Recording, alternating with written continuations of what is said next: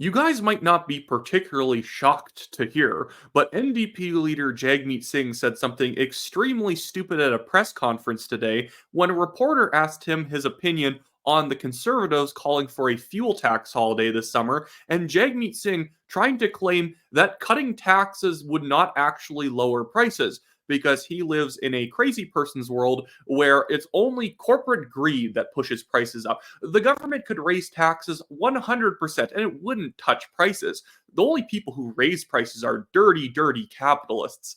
But here's Jagmeet Singh saying this at a press conference. Thank you for True North for clipping this stuff for me. I don't really have a team who can do that. The intent to vote on the Conservative motion today about the carbon tax? We're going to vote against the Conservative motion. Again, the Conservatives have really made it clear that on affordability, they have one message. When we hear from people, the one message you got to admit about the cost of living, the high cost of growth. Stop talking, Jagmeet. Like the one message the Conservatives have is pretty good: cutting taxes. Who's against cutting taxes? And when he's acting like what's so simplistic, all they want to do is cut taxes and regulations. Yes, that's the one thing that as a government you can do to lower prices. In Jagmeet Singh's mind, you can basically forcibly fix prices, and that somehow makes things cheaper. When it doesn't, it just dries up supply and makes sure that a small portion of people get to have that product or get to have that housing unit at that reduced cost, whereas everyone else is just, completely out of luck to get it in the first place. But no, Jagmeet Singh has nothing, and now he's dodging as hard as possible to try and justify the fact that he won't back the Conservatives on anything, because his entire political career right now leans on Justin Trudeau's Liberals. Groceries, the high cost of their cell phone fees and internet fees, when we hear about the high cost of their rent. Again and again, it's becoming clear and clear that it is corporate greed that's driving up the cost of living. And Liberals and Conservatives are doing nothing about corporate greed. They're not willing to take on corporate greed.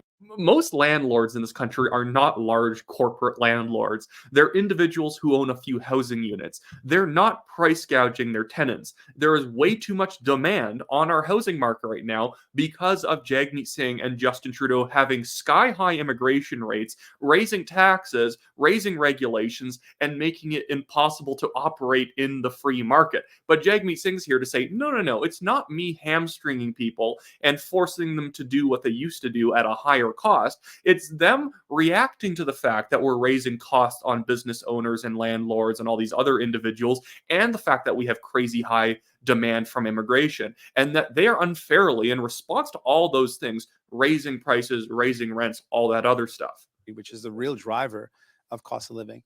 We're prepared to do that. We're prepared to take on corporate greed. I've got a bill on taking on corporate greed. We'll be putting forward a motion next week for our Opposition Day motion, which directly goes after the corporate grocery stores and the fact that they're ripping off Canadians. I'd like to see which way the Conservatives and Liberals will vote on addressing the real problem that is hurting the most Canadians right now, which is corporate greed. And when he says corporate greed, really he should just be saying freedom.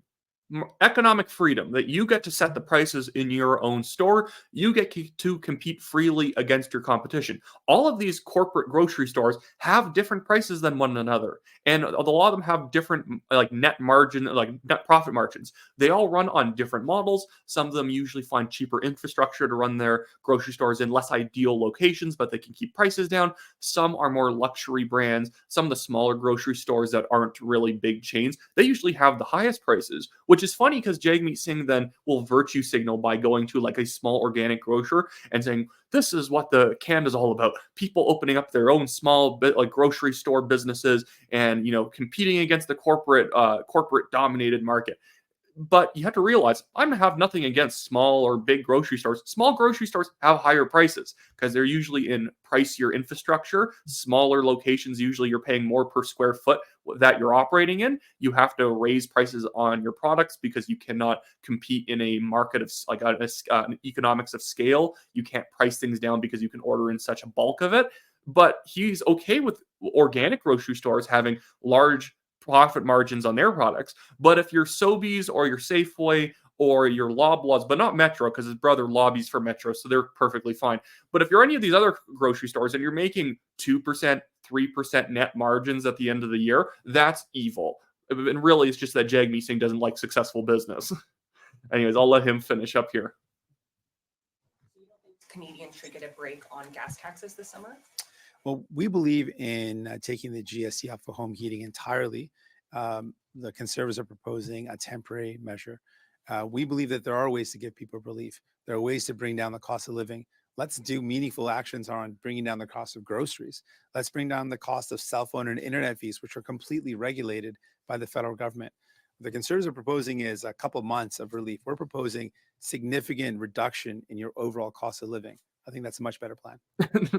It's so silly. His idea is that, well, yes, the Conservatives are trying to give people a tax break, but I would also give them a tax break on their home heating with the removal of GST, which is a fine idea, honestly. That's totally fine by me. But then he packages it together with all these other stupid measures that nobody is in favor of, like price fixing, groceries, rent controls, all this other stuff that is absolutely against free market principles. So he won't vote for the Conservatives' measures that he admits would give people relief because he has this stupid, impossible plan that nobody will vote for. And so he's just going to walk away from the table and say, this is so unworkable. Why does Poilievre want to listen to my stupid ideas, my party that only has 20 seats? Why won't he listen to our horrible ideas? And because he won't listen to our bad ideas, even though we obviously are not representative of a lot of Canadians' opinions, we're not going to vote for his tax relief policies. And he's also saved by the fact that, if anything, if I was a smart version of Jagmeet Singh, I would have backed what the Conservatives were doing.